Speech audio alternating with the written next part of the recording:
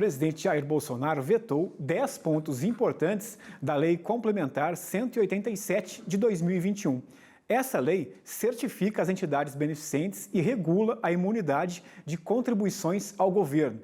Atualmente, no Brasil, as instituições filantrópicas são responsáveis por 33% dos leitos do SUS, 778 mil bolsas de estudos e 635 mil vagas em serviços gratuitos de assistência social. E apesar do projeto de lei ter sido aprovado pela maioria dos parlamentares na Câmara e por unanimidade no Senado, os 10 pontos vetados pelo presidente Jair Bolsonaro ameaçam uma regulamentação eficaz na parceria entre a sociedade civil e o próprio Estado. É o que o Fórum Nacional das Instituições Filantrópicas, o FONIF, e entidades representativas, entre elas a CNBB, estão alertando. E vamos entender melhor o que muda com essa lei, conversando com o Custódio Pereira, que é presidente do FONIF e fala com a gente aqui pela internet. Custódio, boa tarde, muito obrigado por participar com a gente aqui. Esses vetos, traz mais burocracia para as entidades filantrópicas? Olha, primeiro eu quero cumprimentar a todos, e agradecer a oportunidade, porque nós estamos dando voz àqueles que mais precisam e são aqueles que recebem os atendimentos. O Fórum Nacional das Instituições Filantrópicas representa o interesse de todas as instituições e especialmente dessas pessoas que são atendidas. O veto número 66 de 2021, porque essa lei complementar 187 foi uma lei que pela primeira vez ela foi, como foi dito aqui, articulada pelas filantrópicas, juntamente com os ministérios, Receita Federal, Economia e também com o Congresso. E pela primeira vez nós tivemos, depois de todo esse debate, nós tivemos a aprovação por todos os deputados e por unanimidade no Senado. No entanto, esse veto número 66 são 10 vetos a uma lei que foi combinada com todo mundo. E elas não só causam uma turbulência no setor, como ela prejudica os atendimentos. Eu quero destacar rapidamente três aspectos, ou 3 desses vetos. O primeiro veto, ele elimina um termo de gratuidade, termo de acordo de gratuidade.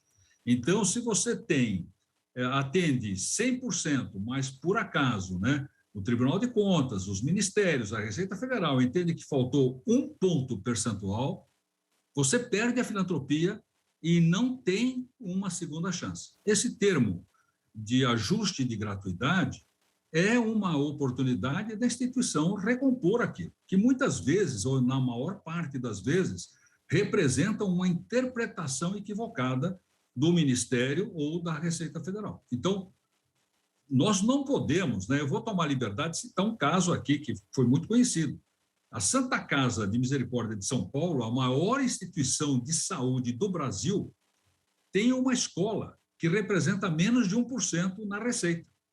E por um problema qualquer, houve interpretação do Ministério da Educação de que a escola não atendeu. O que aconteceu? Toda a instituição perdeu a filantropia.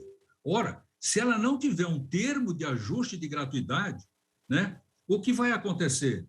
Inviabilizou a Santa Casa, inviabilizou aquela instituição, seja de saúde, educação ou assistência social. Então, o termo de ajuste de gratuidade, que sempre existiu, ele precisa continuar existindo. Quer dizer, não pode ter uma solução, vamos dizer, definitiva e que prejudique as pessoas que mais precisam. A outra coisa também, que um dos vetos determinou, está interferindo ou pode colocar em risco todo o setor, é de que ele quer que seja, que a filantropia terá que ser dada por CNPJ, de que é um equívoco, porque não tem sentido. Hoje todo mundo sabe de que há uma mantenedora, principalmente, vamos falar um exemplo de uma instituição de ensino. A instituição tem uma mantenedora e 20 colégios. Tá certo? Nós sabemos muitas organizações confessionais católicas, que têm dezenas de escolas ligadas a um mantenedor.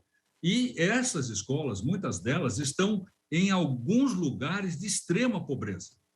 Eu cito o exemplo lá do Santa Marcelina, nós temos 2 unidades na Bahia de extrema pobreza. E nessas unidades nós damos educação, damos uniformes, damos alimentação, damos transporte e assistência à família. Se tiver que fazer por CNPJ, lógico, essas 2 unidades ou mais estarão sendo atendidas, mas na hora que eu tiver que dar por CNPJ, eu vou ter que atender na região de Higienópolis, na região de Perdizes, na região do Morumbi, locais que não é extrema pobreza. Então, a dificuldade vai ser ter que administrar isso. Além do que, o MEC vai ter um trabalho incomensurável. Imagine, hoje, o Ministério da Educação já tem demorado muito mais do que um mandato presidencial para analisar os processos, né? Porque ele é analisado dentro de uma mantenedora que cumpre a filantropia nas suas unidades, né? Vai ter que analisar cada uma. São milhares de processos, vai inviabilizar a avaliação. O que vai acontecer? As instituições não terão a renovação do certificado e ficarão durante 1, 2, 5 anos numa situação de insegurança jurídica, né? E, finalmente, né, há também um outro exemplo, as ILPIs, né, que são as instituições de longa permanência de idosos, né? Essas instituições cuidam dos idosos integralmente, né? A parte de alimentação, saúde, moradia, tudo que é necessário e também o atendimento psicológico. Com isso, né, a gente não pode haver uma contribuição maior que 70% do que a contribuição com base no rendimento dele. Se ele quiser fazer uma doação, ele não pode. Se ele quiser contribuir mais, ele não pode. E isso muda aquilo que já vem acontecendo, viabilizando as instituições que ajudam essas pessoas que não têm, muitas vezes, lugar para ficar, que a família até, muitas vezes, os abandonou. E eles vivem naquela instituição onde eles querem, precisam, gostariam de contribuir mais, né? Também são pequenos exemplos de um momento difícil que nós estamos vivendo. Eu quero só concluir com o seguinte, com aquilo que foi enfatizado aí pelo Renato e pela Luara, né? Pela primeira vez, nós tivemos uma lei que foi discutida, foi aprovada, não é a lei que o setor filantrópico gostaria, né? Mas é a lei que foi possível, né?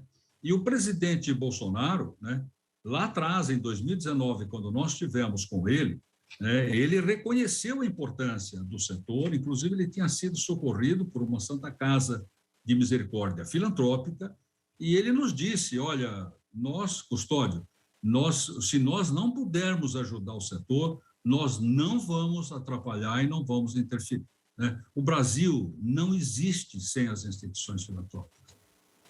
Tá bom? Obrigado pela oportunidade. O tempo foi muito curto, viu? Pois é, Custódio, a gente poderia conversar muito mais ainda, até porque é de interesse de muita gente esse assunto, porque só quem é assistido por instituições filantrópicas sabe do trabalho maravilhoso que é feito e da necessidade, porque as instituições filantrópicas, elas trabalham, atuam onde o poder público muitas vezes também é ausente. E se a gente não pode poder contar com o poder público para dar continuidade nessas atividades, quem sofre, querendo ou não, de novo, é a população. Muito obrigada. Numa próxima a gente conversa mais um pouco. Uma boa tarde. Um abraço. Tchau, tchau. Obrigado, Custódio.